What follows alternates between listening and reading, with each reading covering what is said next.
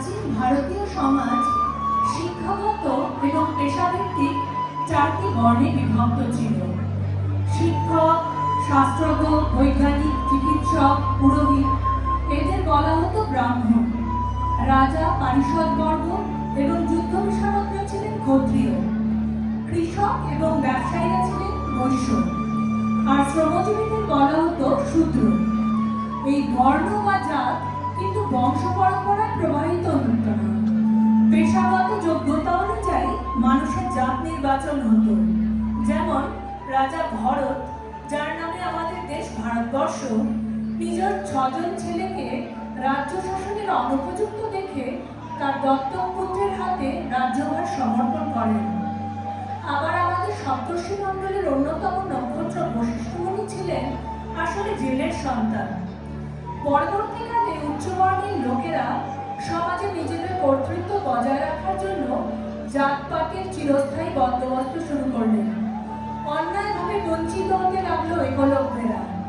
শূদ্রদের অস্পৃশ্য করে অমানবিক মানসিক নির্যাতন চালাতেন উচ্চবর্ণের অধিকারীরা। এই জাতপাতের নিষ্পেষণের হাত থেকে সাধারণ মানুষকে মুক্তি দিতে আবির্ভাব হলো পরম করুণাময় বুদ্ধের, যিনি মানবতাকে সর্বোচ্চ সম্মান দিলেন। অস্পৃশ্যতার মতো এক সামাজিক কালব্যাধির বিরুদ্ধে সোচ্চার রবীন্দ্রনাথ রচনা করলেন চণ্ডালিকা নৃত্যনাট্য, যা প্রথম 1938 সালে কলকাতায় অনুষ্ঠিত হয়। চণ্ডালিকার কাহিনী নেপালি বৌদ্ধ সাহিত্য শার্দুল কর্ণাবদানের আখ্যান থেকে গৃহীত। গল্পের ঘটনাস্থল শ্রাবস্তি, যেখানে ভগবান বুদ্ধ তার শিষ্য অনাথপিণ্ডের উদ্যানে প্রবাস যাপন করছেন। অদূরেই বাস করে চণ্ডাল কন্যা প্রকৃতি। অস্পৃশ্যতার নাগপাশে বদ্ধ সমাজের কাছে সে প্রতিনিয়ত সামাজিক অবমাননার শিকার। বসন্ত সমাগত। ফুলবালি তার ফুলসম্ভার নিয়ে পৌঁছায় প্রকৃতির পাড়াতে।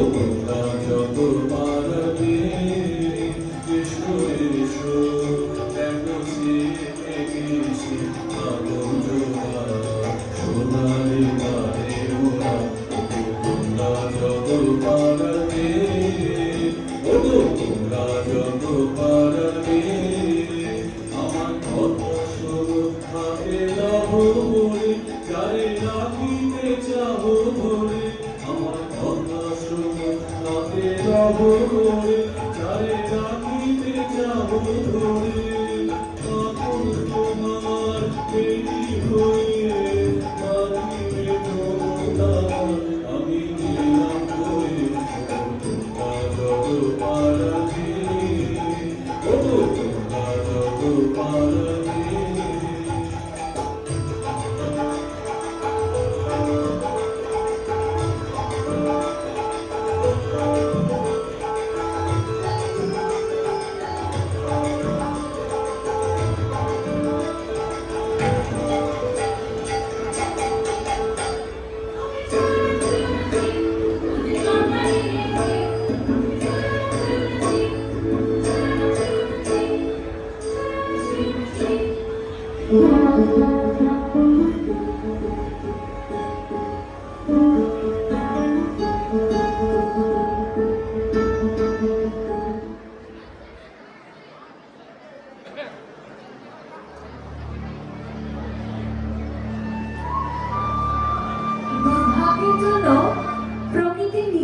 মাকে অভিযোগ করে বলে কেন তিনি এই অকারণ পৃথিবীতে তাকে নিয়ে এসেছেন। সেই দেবতাকেও সে পূজা করতে রাজি নয়, যিনি তাকে লাঞ্ছনাময় জীবন দিয়েছেন।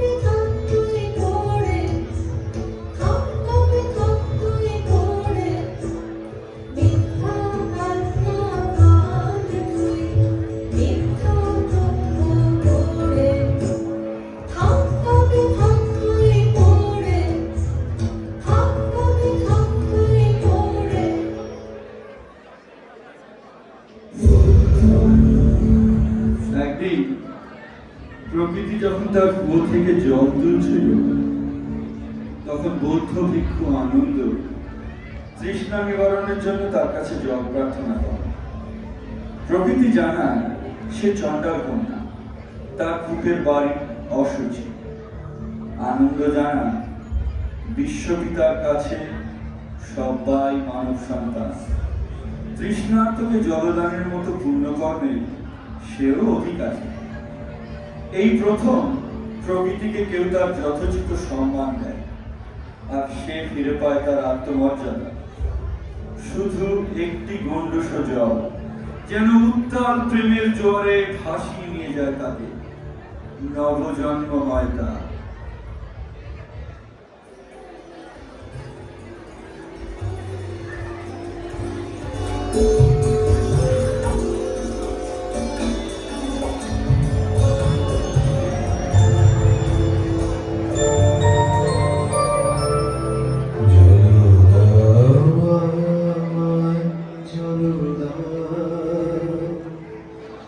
জল দাও জল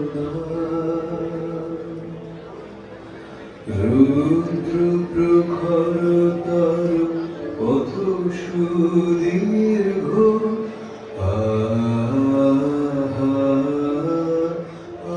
আমায় জলনা আমি তাপিত পিপাসিত আমায় জলনা আমি শ্রান্ত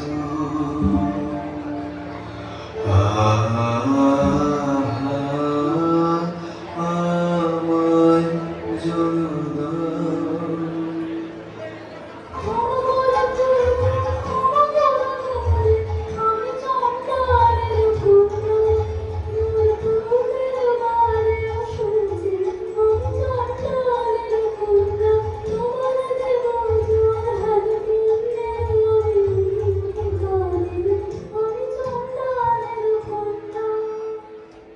যে মানব আমি সেই মানব তুমি কন্যা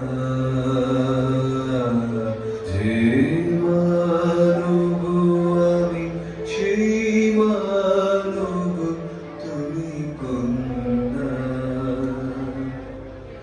সেই বাড়ি তীর্থ বাড়ি যাহা তৃপ্ত ঘরে তৃষিতে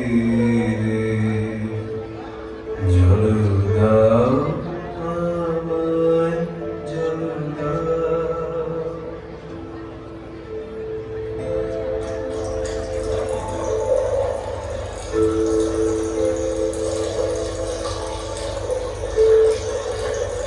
কল্যাণ হোক তব কল্যাণী কল্যাণ হোক তব কল্যাণী কল্যাণ হোক তব কল্যাণী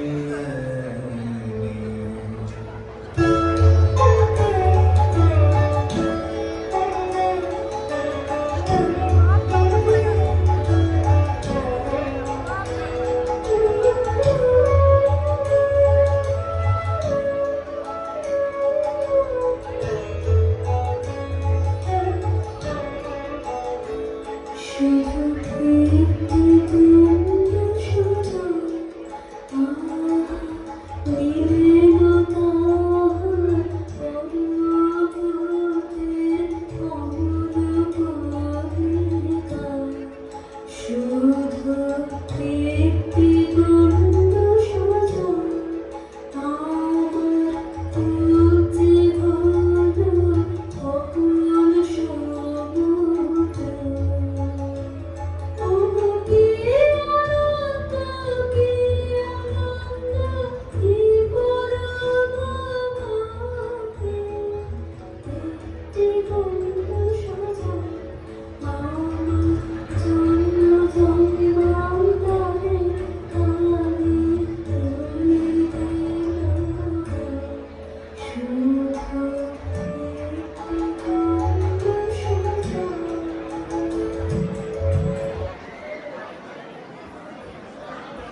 ক্রমে প্রকৃতির পট পরিবর্তন হয়, ফসল কাটার উল্লাসে মাতে চাষিরা।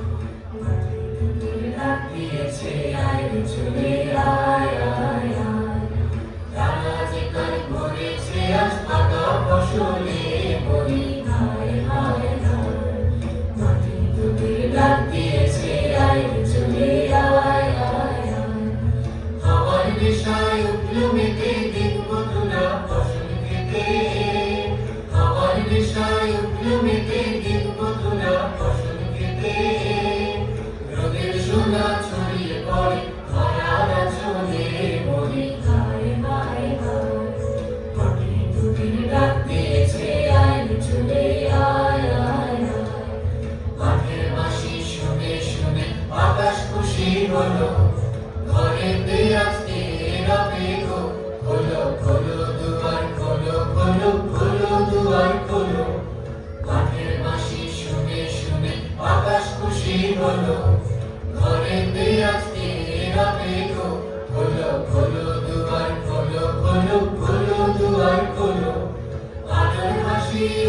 জেগে পাতায় পাতায় চমক রেখে, বানর হাসি উঠল জেগে পাতায় পাতায় চমক রেখে, মনের খুশি ভরে না তো ওই যে উঠলে মনে হায় হায় হায়, মাটির দুধের ডাক দিয়েছে আয় চলে আয় আয় আয়, মাটির দুধের ডাক দিয়েছে আয় চলে আয় আয় আয়, মাটির দুধের ডাক দিয়েছে আয় চলে আয়।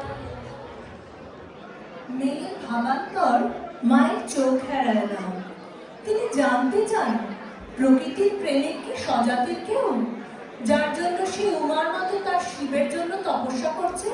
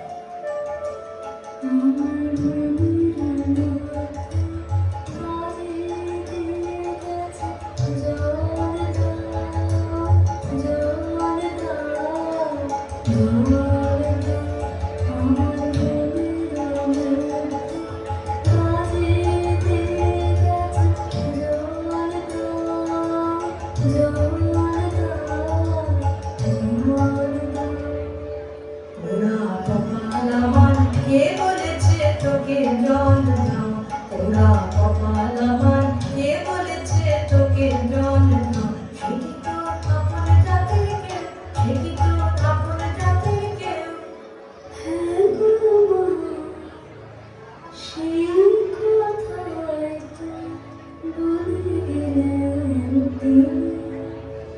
তিনি আমার আপন যাকে না আমি চন্ডালে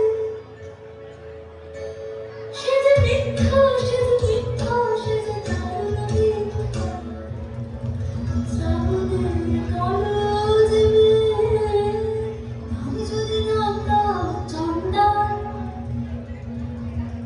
তাহলে কি জানতো চিনতাম বসেছে হবে কি তার জল তিনি ঘুমে গেলেন আমার নিজের নিন্দা করলা মানবের বংশতে মানবের ভক্ত তোমার নামে জীবন মিথ্যা নিন্দার আকাশ নেমেছে সে যে পায় রাজার বংশে দাসী জন্মাল অসংখ্য আমি সে দাসী নিজের বংশে জন্মাল মনে আছে কি কথা বলিস তুই আমি যে তোর ভাষা বুঝি নে তোর মুখে দিয়ে দিল আমার বলে স্বপ্ন কি কেউ ভর করেছে তোকে তোর কত জন্মের সাথে আমি যে তোর ভাষা বুঝি নে এই নতুন জন্ম নতুন জন্ম নতুন জন্ম আমার এই নতুন জন্ম নতুন জন্ম নতুন জন্ম আমার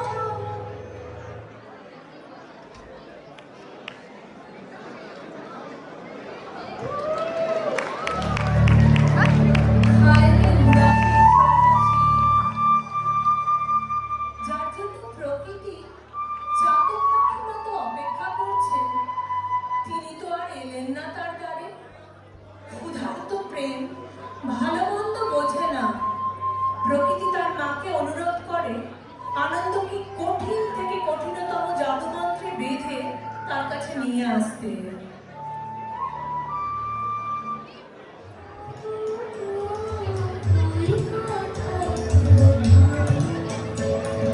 মন্ত্র জানিস তুই মন্ত্র করে এটাকে তুই দেবে ওরে সর্বনাশী কে কথা তুই বলিস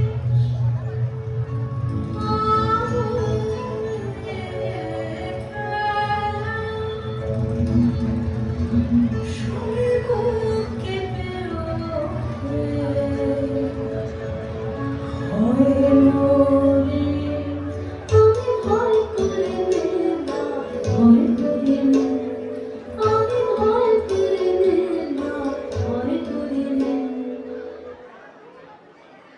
মেয়ের কাতর অনুরোধ উপেক্ষা করতে না পেরে মা বসলেন তন্ত্র সাধনায়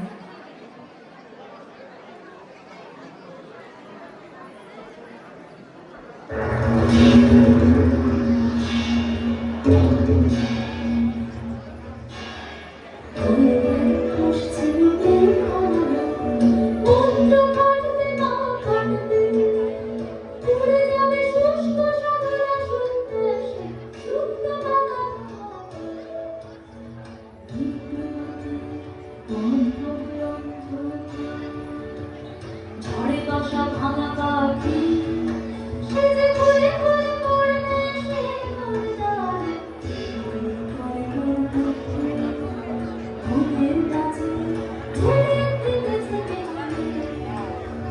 দূরে যেন ফেলে দিয়ে উঠেছে শোকের প্রাণ করবে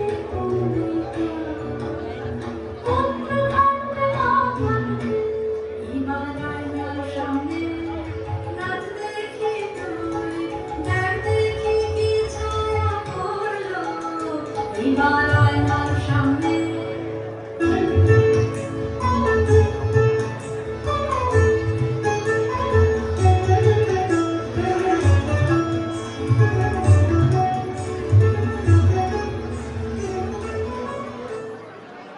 জাদুমন্ত্রের প্রভাবে শুরু হলো প্রবল ঝড় বৃষ্টি। এদিকে মন্ত্রের প্রভাবে আনন্দ অস্থির হয়ে পড়ল। তার শান্ত স্নিগ্ধ মানুষে এক আলোড়ন জেগে উঠে তাকে অন্তর থেকে যাতনা দিতে শুরু করল। ক্রমে তার প্রভাব প্রকাশ পেল তার সৌম্যকান্তি চেহারাতে। ক্লিষ্ট ক্লান্ত আনন্দের এ যেন এক অন্য রূপ।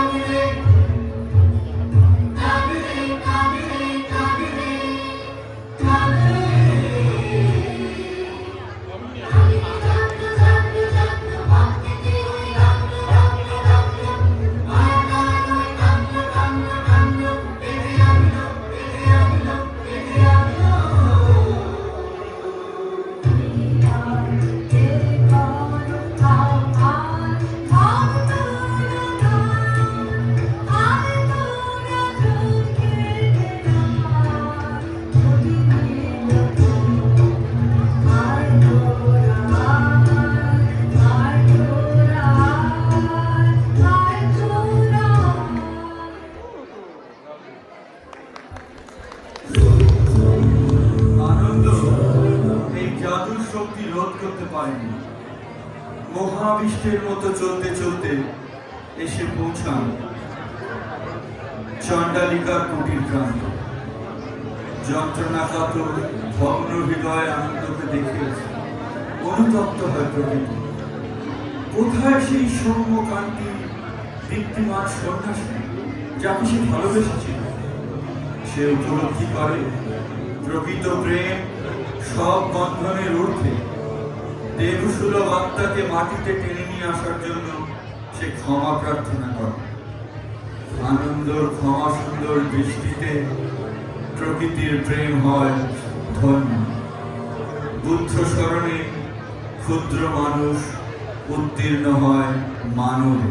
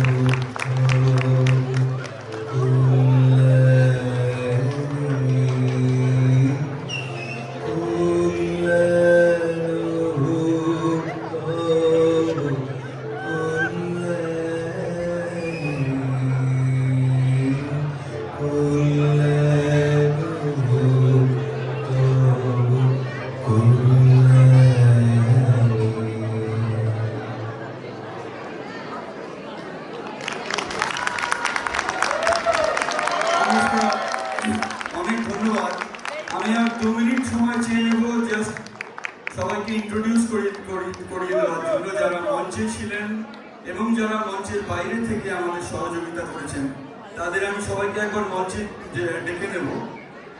আর 2 মিনিট আমি সবাইকে একটু আপনাদের সাথে পরিচয় করিয়ে দিতে চাই। প্রথমত সর্বোপরি পরিবেশনায় ফোকনাকমারি বেঙ্গলি অ্যাসোসিয়েশন,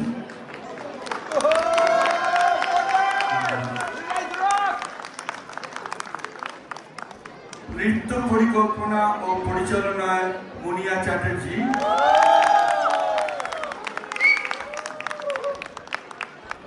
আবহ সঙ্গীতে সুদূর আসাম থেকে শ্রী আশিস ঘোষ, গ্রন্থনা এবং ভাষ্য পাঠে কাকলি মুখার্জি ও সুমন ভৌমিক, শব্দ ও আলো নির্দেশনা প্রদীপ হালদার, মঞ্চসজ্জা রাধা হালদার ও জয়দীপ কর্মকার। জয়দীপ আসতে পারেনি, কিন্তু রাধা হালদার, যাকে অনেকে টুম্পা নামে ছিল। ভিডিও রেকর্ডিং এ শতরূপা বাগচি,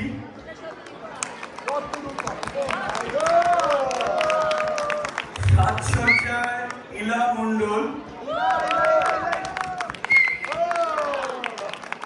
নৃত্যাভিনয়ে চণ্ডালিকার ভূমিকায় অর্পিতা পাল, চণ্ডালিকার মা মুনিয়া চ্যাটার্জি, ফুলওয়ালি গার্গী ভৌমিক, দইওয়ালা অদ্রিজা চ্যাটার্জি, চুরিওয়ালা রাইলি হালদার, আনন্দের ভূমিকায় শ্রেয়সী বৈরাগী, গ্রামের মেয়েরা হেইলি হালদার, রাজস্বী বৈরাগী এবং last but not the least Rishika Roy Roychowdhury. অনেক ধন্যবাদ, বৃষ্টিকেও অনেক